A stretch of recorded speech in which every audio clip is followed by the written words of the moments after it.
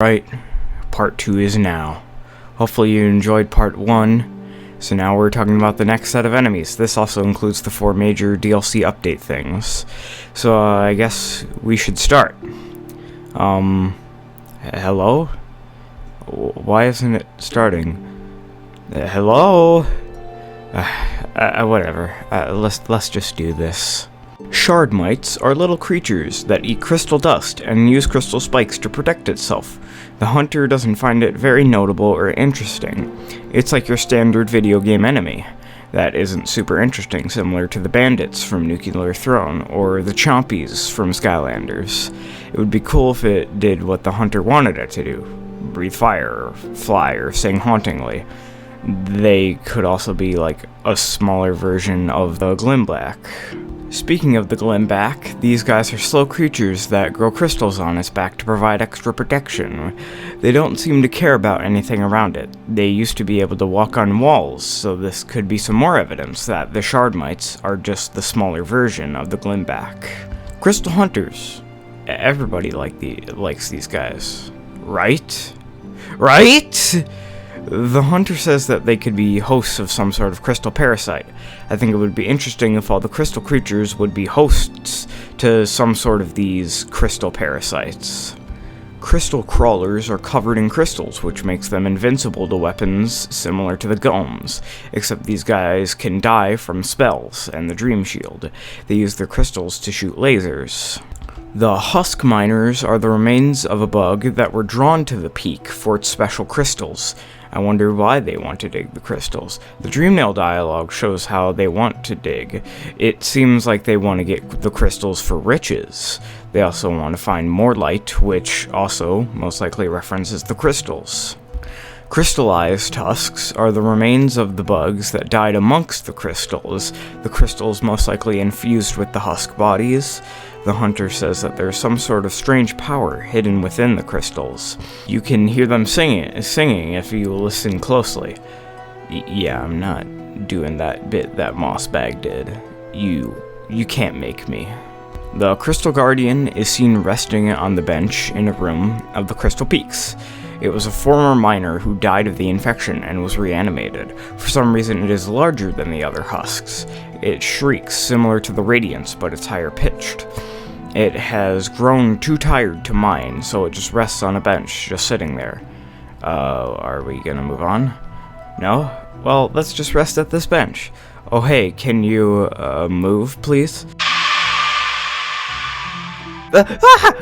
Furious Vengeflies are Vengeflies that have become distorted by the infection. The infection has been passed from creature to creature, and it grants strength and courage. The Dreamnail dialogue shows how the infection is bright and burning, and the Vengeflies were already courageous, so the infection made them super determined to kill you. Volatile Gruzzers seem to have grown a bit due to the infection. But Star, what if they just grew up? That's where you're wrong, dear viewer. The events of Hollow Knight happen all in one day. Nothing else that important about these enemies, though. The Violent Husks were maddened by the infection, and it charges at enemies not caring for its life. It seems to have taken in lots of infection, considering how the hunter says that it's maddened by massive amounts of infection. The Slobbering Husk uses mass amounts of infection stored in itself to throw globs of it at enemies. The hunter gives some very interesting information, saying the harder you struggled against the infection, the more it consumed you. This most likely the cause due to thinking about it more, which is how the Radiance spreads. Dirt Carvers try to overwhelm its prey with its large numbers, and they pop out of the ground and they burst out to surprise its prey. I feel like a lot of Deepness creatures are pretty bland in the form of lore just because they're beasts. That's really about it. The Carver Hatchers aren't confirmed to be the mothers of the Carvers. They don't really look a ton alike. But how did the Carvers get into the Hatchers? Very weird. And for some reason, they fly as well, which doesn't really relate them to the Carvers. The Garpedes are similar to the Golems in the fact that they have strong shells that allow them to be invincible. They have no desire to actively kill you, they just kind of move around. They seem to dig holes, and they all keep traveling through the holes that the others made. That could explain why there are so many going through the same tunnels. Corpse creepers are parasites that control the body of its host after the host dies. They seem to be similar to Nosk, where they disguise themselves as a corpse and kill its prey. Deeplings are infants of Deep Nest, and they scuttle around in the darkness. They are quite weak and small. They are little spiders, but they don't seem to be connected to the Weavers in any way, because the hunter doesn't say anything about them being connected. Neither does anything else. Deep Hunters are grown versions of the Deeplings. They walk around and spit infection at others. They usually hang out in the darkness, and you can notice the glowing eyes that it has. Little Weavers are the infant version of the Weaver spiders that recently left Hallownest. They appear from the darkness at any moment, appearing from the foreground. They want to protect their territory. They got infected before they could leave Hallownest. The Stalking Devotes are worshippers to the beast Hera. They can shield themselves using their big masks. They are very fast and very powerful. They want to destroy us in order to protect Hera. They use their masks as weapons, and it reveals a simple little bug head. Nosk is a beast that mimics the shape of its victims' loved ones in order to lure its prey. It will steal faces from the memories of the people that it kills. Wombu mentions in his creepy video game character video that it's kind of creepy that it shows you yourself when you find it. This could be because you are hollow and you have no thoughts, so Nosk couldn't find any memories. I feel like Nosk could have taken the form of the Pale King because of the birthplace memory. It doesn't have any Dreamnail dialogue, so it could be similar to the Corpse Creepers in the fact that Nosk might be a parasite. Shadow Creepers are little creatures that are only found in deep dark places. It doesn't seem to eat or drink anything. It's weak and poses no threat. The hunter says it's quite unsettling, and the noises that it makes are strange somehow. Lesser Molochs are just little Moloch creatures that attack using its claws and infection globs. Not much else though.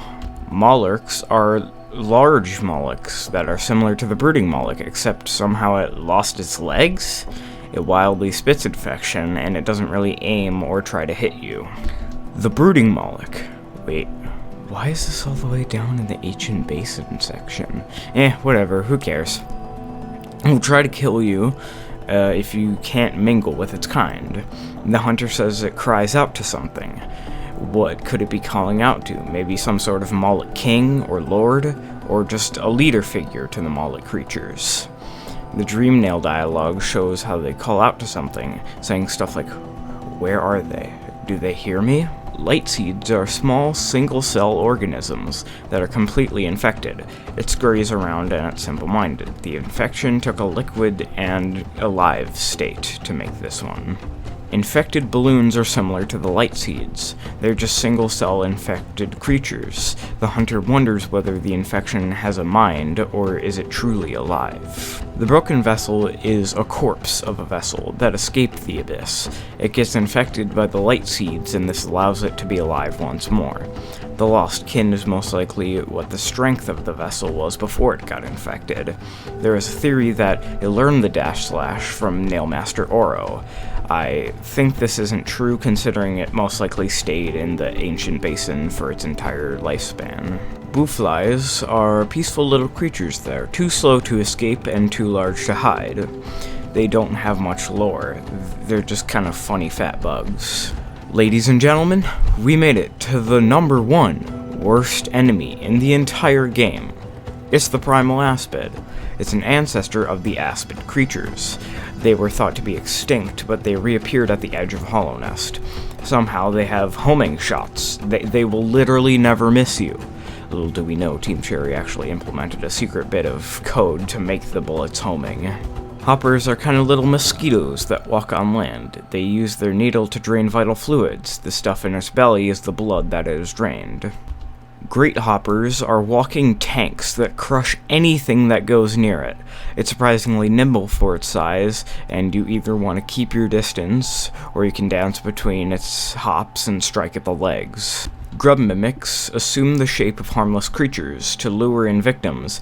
It lures enemies close by pretending to be a grub. Also, the hunter says something kind of alarming, saying, "Unfortunately for them, I eat these grubs as soon as I see them." Hopefully he's talking about the mimics and not the actual grubs. The hivelings are bees. That's literally it.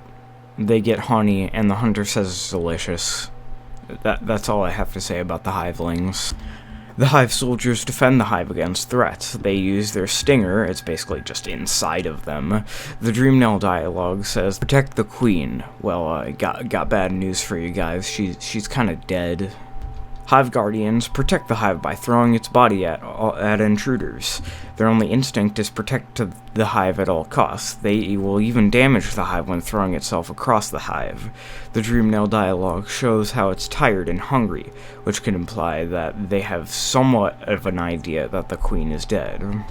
The hive husks are husks that are colonized by hivelings. The hunter isn't sure whether the hivelings built the nest around the bug. The hunter also says that they seem happy, which is interesting considering the fact that the husk is technically dead. Spiny husks are husks that are overgrown with vegetation, and it fires sharp spikes from its body.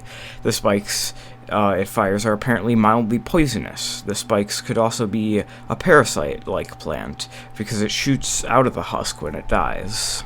Loodles are spider creatures that don't seem to try to attack you. They just kind of bounce around. They have a ton of energy, and they don't really rest or anything like that. But we can all agree that the Loodle room is really stupid. Mantis Petra seem to be the infant version of the Mantis Traders. They throw scythe-like projectiles at you. The Dreamnail dialogue shows how they still want to prove its strength to the tribe. Mantis Traders are former members of the Mantis tribe that were cast out and were driven mad by the infection. They don't seem to be trying to prove themselves to the tribe because they're driven mad by the infection.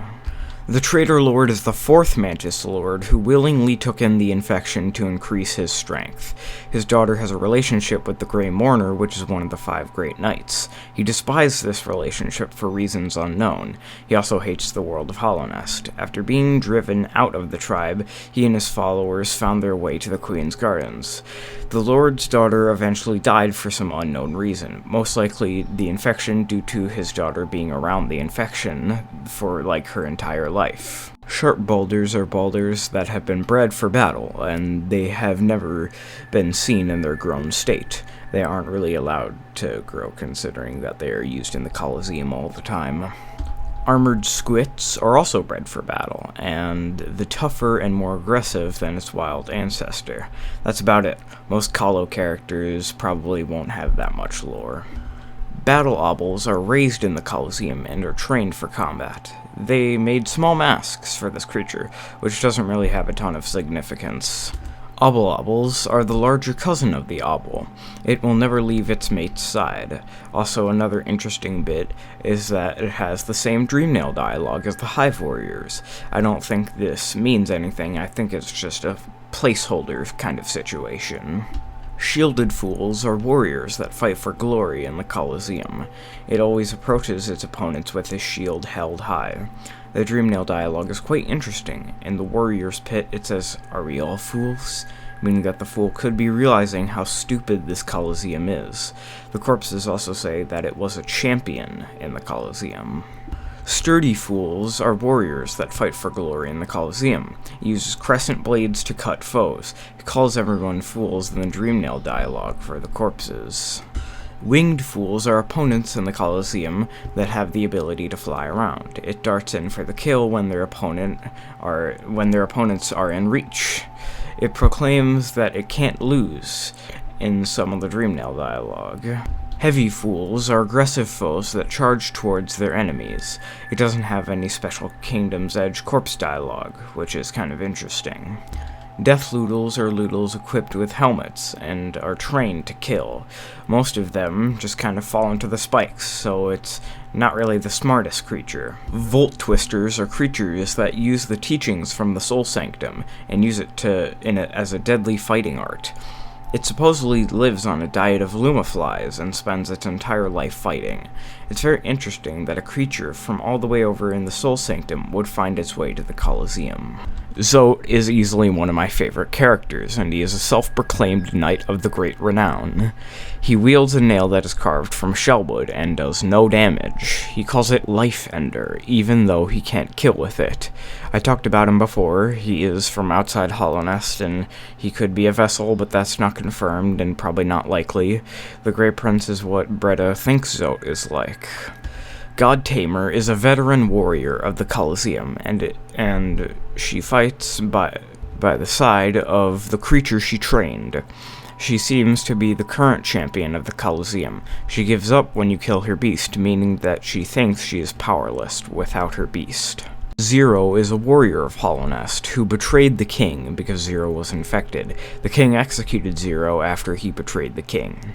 Gorb is the Great Mind. We aren't sure whether Gorb is an alien or if it's actually from Hallownest. Gorb is a mystic creature who has been theorized to be a godseeker, mainly because of Gorb's head and body shape. Elder Hu is a traveling sage who sought to purify the infection, probably using like crystals and essential oils. But anyway, he was killed by the Mantis Lords because he was actually the one infected. Marmu is some sort of caterpillar creature that was the protector of the Queen's gardens. The Queen promised to teach Marmu how to fly, which makes no sense considering that the Queen is basically a tree. No Eyes was a warrior of Hallownest who fell to the infection to protect her kin. She stripped out their eyes in order to save them from the infection. The original backer lore was that her children had succumbed to the infection and they ate out her eyes and then finished her off. But Team Cherry changed that because that would have been really dark and it probably wouldn't fit too well with the lore of Hollow Knight. Galleon was a brave, undefeated warrior who claimed to be the strongest in Hallownest. He traveled to Deepnest to show the king his strength, but he eventually died. He wants to fight you just for the purpose of some good old jolly combat. Markoth is a member of the Moth tribe, and he is the only true canon moth to wield a weapon. The only other is Thistlewind, but Thistlewind is a backer character, and I don't think he's truly canon.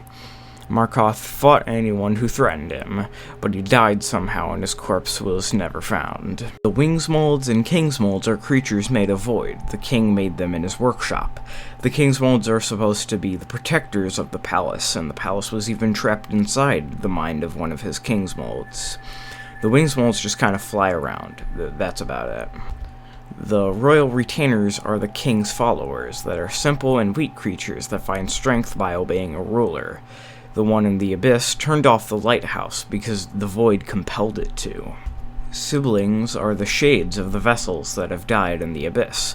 They're void creatures that don't grant soul when hit. They will not attack you if you have the void heart charm.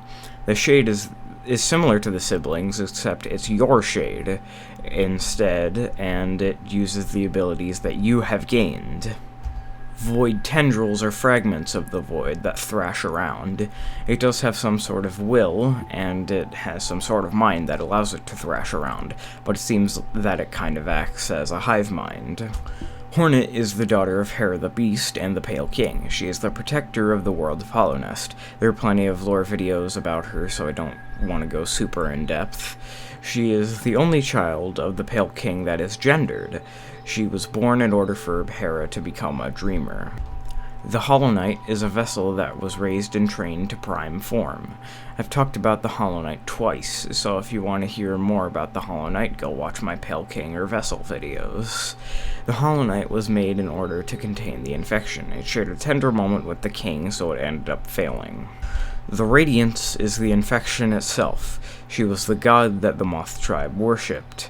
She was forgotten after the Pale King arrived, but one day a bug saw the statue at Hallownest Crown, and then the infection started to seep out once more. She is one of the only higher beings in the game. If I talked about the Radiance anymore, this video would be like twice as long, so I'm not gonna do that. Grey Prince Zote is the version of Zote that Bretta believes is true. He lacks grace, but becomes stronger with every defeat. That's about it, though. The Zotelings are just creatures that the Grey Prince spawns. I don't think they have any lore. I already talked about the White Defender, so I'm not doing it again. Grimmkin novices are the young members of the Grimm Troop. They are quite weak and very energy-filled. The Dreamnail dialogue shows how the Grimmkin want to be a part of this ritual, saying, "Dance with me, and take it if you're worthy."